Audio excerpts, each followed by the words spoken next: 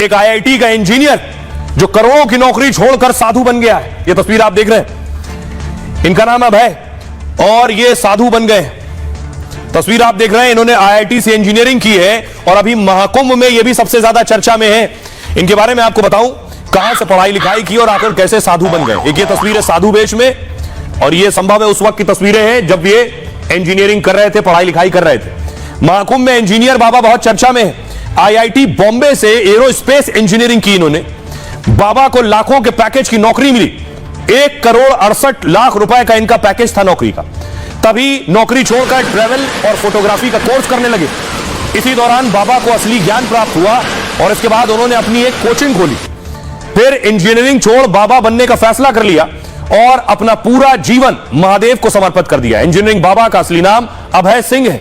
मूल रूप से हरियाणा के रहने वाले हैं। कुछ भी सवाल करने पर बाबा मुस्कुराकर जवाब देते हैं और इनका अंदाज देखकर भक्त भी दंग रह जाते हैं। बाबा बॉलीवुड की एक फिल्म आई थी आमिर खान की 3 इडियट्स, उससे प्रभावित है।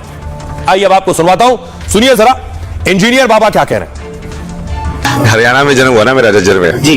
फिर वहाँ से मैंने आईआईटी की, ऐसे तैयारी वारी की। फिर आईआईटी बॉम्बे में गया मैं, एरोस्पेस इंजीनियरिंग। बट वो वही है कि सत्य की खोज मिले तो सोचोगे यार ठीक है यहाँ पे आ गए, पैसे ही कमा लेंगे, नौकरी हो जाएगी, बट करेंगे क्या लाइफ में फिर पैसों में क्या करोगे? हाँ मतलब करना क्या है।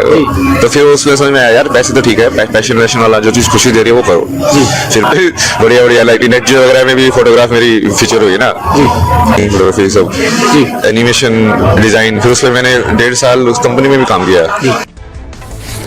अब देखिए महाकुंभ लगभग 45 दिन चलना है और बताया जा रहा है 45 से 50 करोड़ लोग आने हैं। लेकिन महाकुंभ एक इतना बड़ा उत्सव हो गया है, यह सिर्फ त्योहार और स्नान से ताल्लुक नहीं है, इसका ताल्लुक अर्थशास्त्र से भी है। यानी उत्तर प्रदेश की तरक्की से भी इसका ताल्लुक है, कमाई से भी इसका ताल्लुक है। केवल इसी का नहीं, अगली तस्वीर में आपको दिखाऊं, सऊदी अरब में हज होता है, हज हर साल होता है, इसका ताल्लुक भी वहां के अर्थशास्त्र से है। एक और तस्वीर में आपको दिखाऊं, ये वेटिकन सिटी में क्रिश्चियंस जाते हैं अपने त्योहार के वक्त, उनके लिए पवित्र स्थान है ये। यहां भी वेटिकन सिटी का भी अर्थशास्त्र से ताल्लुक है, यानी पैसे से, कमाई से। अब मैं आपको बताता हूं इससे कितनी कमाई हो रही है, दूसरी जगहों पर कितनी कमाई हो रही है, और महाकुंभ से लेकर हज और वेटिकन सिटी तक क्या है पूरा अर्थशास्त्र। महाकुंभ में देखिए जरा, 50 करोड़ भक्त आने वाले हैं।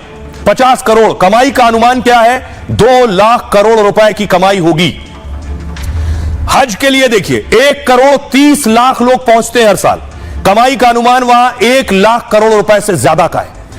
वेटिकन मास में 50 लाख लोग पहुंचते हैं और वेटिकन सिटी का खर्च बहुत गुप्त रखा जाता है, यानी इसका भी आपस में एक बड़ा ताल्लुक है।